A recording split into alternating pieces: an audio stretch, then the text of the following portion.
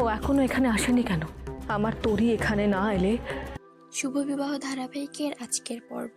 মেজ খোকা ফোনে ব্যস্ত হয়ে উঠে বলে, রেজিস্টারের খাতায় এখনো মেলেনি, একটু ফোন করে দেখো তো সে কত দূরে আছে। তারপর বিরক্ত গলায় আবার বলল, তুই কোথায় এখন? ও এখনো এখানে আসেনি কেন? আমার তরি এখানে না এলে আমি রেজিস্টার পেপারে সাইন করব না, বিয়েও করব না। বিয়ে হলে এই তরিকে নিয়েই আসতে বলবো। খবর আছে, ম্যাডামের বাড়ির লোকেরা ওনার মেয়েটাকে আটকে রেখেছে, অর্থাৎ মেয়েটাকে পাওয়ার জন্য উনি বাধ্য হয়ে এই বিয়েতে রাজি হয়েছেন। কেউ উত্তেজিত হয়ে বলে ওঠে, একবার কিশোরীকে মালা পরানো হোক, তারপর আমি ম্যাডাম আর আমার মেয়েকে নিয়ে অনেক দূরে চলে যাব, এদের সঙ্গে আর থাকতে দেব না।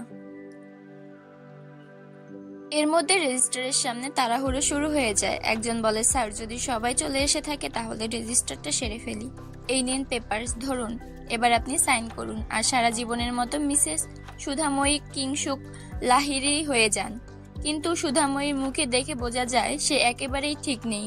বুকের ভিতর অজানা ভয় আর দুশ্চিন্তা জমে উঠেছে। হঠাৎ সুধামতী শক্ত গলায় বলেন, না, আমি সাইন করব না, আমি পারবো না। সবাই থমকে যায়। কেউ অবাক হয়ে বলে, মানে কি? এতক্ষণ তো বলেছিলেন বিয়ে করবেন। সে চোখ ভিজিয়ে উত্তর দেয়, আমি বলেছিলাম বিয়ে করব, কিন্তু সই করব না। আমি দাঁড়িয়ে দাঁড়িয়ে দিদির এত বড় সর্বনাশ করতে পারবো না। একজন রাগে বলে ওঠে, এত সহজে কেউ ম্যাডামকে ব্ল্যাকমেল করতে পারবেন না, ঠিকই ভেবেছিলাম।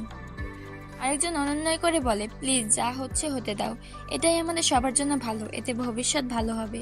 কিন্তু সুধাময়ী বারবার বলে, আমি পারবো না, আমি পারবো না, বিয়েটা বন্ধ করতে হবে, প্লিজ একটা কথা শুনুন।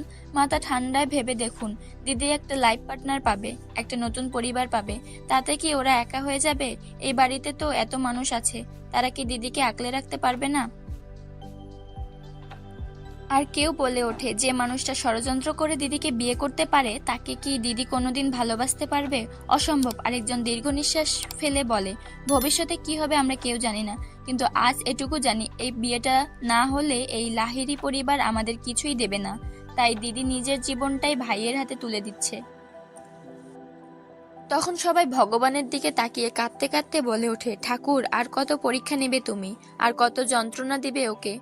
এতগুলো মাস মন্দিরে প্রদীপ জ্বালানো হয়েছে শুধু এই দিনটার জন্য, আর আজ দিদি নিজের জীবনটাই বলিদান দিচ্ছে। চারপাশ নিস্তব্ধ, কেউ চুপচাপ বসে থাকে, কেউ চোখ মুছে। হঠাৎ একজন বলে ওঠে, এভাবে চুপচাপ বসে থাকলে সবাই আমাদের সন্দেহ করবে। আরেকজন তাড়া দেয়, দাঁড়িয়ে রইলে কেন সুধা, মালাটা পরাও, জলদি করো, বিয়েটা তো ফ্যামিলির সম্মানের প্রশ্ন, আটকাতে পারলে আটকাও, না হলে মালা পরিয়ে দাও। চারিদিকে উত্তেজনা, কান্না আর আতঙ্কের মধ্যে বিয়ের মণ্ডপে চলতে থাকে শেষ মুহূর্তের নাটক। পরবর্তী পর্বে অপেক্ষা করছে আরো বড় চমক।